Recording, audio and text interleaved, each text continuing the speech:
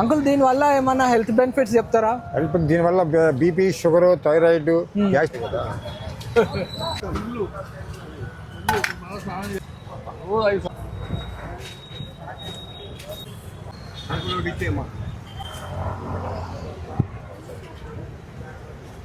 Super, బాగుంది taste.